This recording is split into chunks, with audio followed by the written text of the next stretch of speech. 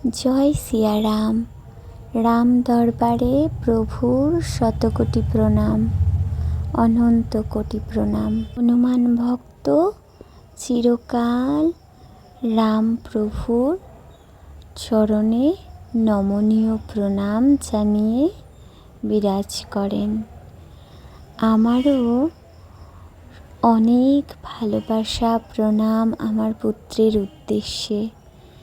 এই যে আজ পুত্রের ছবি আঁকবো, তাই আমার চেনা অচেনা সকল দর্শকবৃন্দকে আমি জানাচ্ছি অনেক ভালোবাসা আর বড়দের প্রণাম। আজ শুভ অক্ষয় তৃতীয়া, আর তাই আমার জীবনের অক্ষয় সম্পত্তি তোমাদের সাথে কিছুটা ভাগাভাগি করে নিচ্ছি। আমি জানি না কে বা কারা বিশ্বাস করে ভগবানে, তবে আমার জন্য হনুমান পুত্রই অনেক বড় বিশ্বাসের জায়গা নিয়ে হৃদয়ে বসে আছে। আর সেই পুত্রের একটা ছবি আঁকতে লেগেছি। পঞ্চমুখী হনুমানজির ছবি আমি আঁকছি।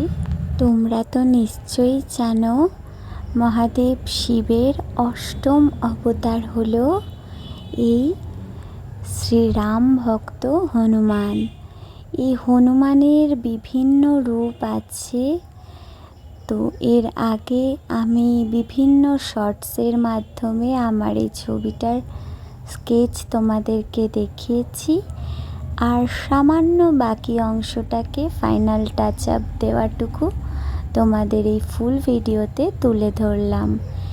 আমি জানতাম না, সত্যি আমি জানতাম না, মানুষের জানা বোঝা শেখা এগুলোর তো কোনো শেষ হয় না, তাই না? আমি যখন ছবিটা করি, আমার মন্তব্য ছিল আমি আমার ঘরের দুয়ারের ওপরে এই মূর্তিটাকে টাঙাবো। সেই ভাবনা চিন্তা রেখেই ছবিটাকে প্রস্তুত করি, এবং সেই মতো শুভ দিনে আমার পুত্রের জন্মদিন উপলক্ষে আমি এই ছবিটাকে পুজোয় চড়াই, পুজোয় বসাই, তার আসন করি।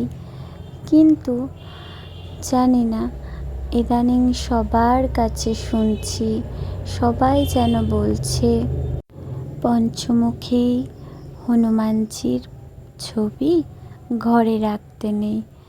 সেটি কি না ভগবানের রুদ্র অবতার? আমি জানি না, আমি কিছুই বুঝি না, তবে আমি কিন্তু ওকে খুব ভালোবাসা দিয়েই ছবিটাতে প্রতিস্থাপন করেছি। আচ্ছা, তোমরাই বলো না, তোমরা কারা কারা জানো এই বিষয়ে? প্লিজ কমেন্টের মাধ্যমে জানিও না যে এই ছবিটা কি সত্যি ঘরে রাখা উচিত হবে না।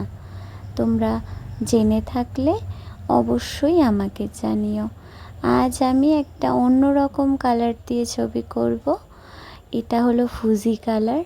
সেই ছোটোবেলায় ক্লাস 11-এ থাকতে থাকতে যখন জিওগ্রাফি প্র্যাকটিক্যালের কাজ করতাম, তখন এই ফুজি কালারটা কিনেছিলাম। স্কুল কলেজ পাশ করার পর তো এই ফুজি কালারটা ধরাই পড়ে থাকতো, আর মন খারাপ হতো কখনো না কখনো কোনো কাজে লাগাবো। আমি আসলে কোনো জিনিসই ফেলে দিতে পছন্দ করি না।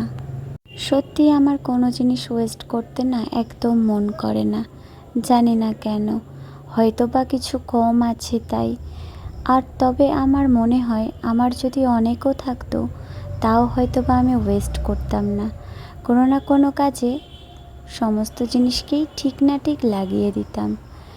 যাই হোক, দেখো আমি আমার এই হনুমান পুত্রের রূপগুলোকে বর্ণনা করছি রঙের মাধ্যমে। হনুমানজির বিভিন্ন অবতার, বরাহ অবতার, অনেক রকম রূপ আছে, 5টা রূপে 5 রকম বর্ণনা করা আছে। যাই হোক, সেগুলো করার পর আমার মনে হয়েছে যে জুয়েলারিগুলো একটু গ্লিটারি এফেক্টেড থাক, গোল্ডেনের। তাই আমি একটা গোল্ডেন ফেব্রিক দিয়ে করে নিয়েছি। তোমরা নিশ্চয়ই দেখলে কতটা ডাস্ট উঠেছিল। এই ফুজি কালার করার জন্য। ফুজি কালার করলে সব সময় কালার শুকিয়ে যাবার পরে একটা শুকনো ব্রাশ দিয়ে ঝেড়ে নিতে হবে।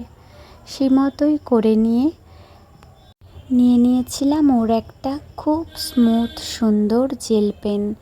আর এই জেল পেনটা দিয়েই সূক্ষ্ম সূক্ষ্ম কাজগুলো ডিটেলিং করলাম। কেন বলো তো, তুলি দিয়ে করতে হয়তো বা পারতাম, কিন্তু সময় প্রচুর কম ছিল, সেই কারণে ওই দিয়েই করে নিলাম। তারপর দেখো, সকালবেলা ছবিটাকে ল্যামিনেশন করে এনে নিজে হাতেই কার্ডবোর্ড দিয়ে ফ্রেম করে নিলাম, পিসবোর্ড দিয়ে। তো দেখো ফাইনাল আউটপুটটা আমার পুত্রকে কেমন দেখাচ্ছে তোমরা কিন্তু কমেন্ট করতে ভুলো না। আর এই দেখো, এই পুত্র আমার হনুমান জয়ন্তীর দিন আমার ঘরে প্রতিষ্ঠা পেয়েছে। আর তোমরা সবাই ভালোবাসা দিয়ে আমার কাজের পাশে থেকো। আর সবাই খুব খুব ভালো থেকো। অক্ষয় তৃতীয়ায় সমস্ত ভালো কিছু তোমাদের অক্ষয় হোক। আজকের জন্য আসছি। সবাই ভালো থেকো, সুস্থ থেকো, টাটা।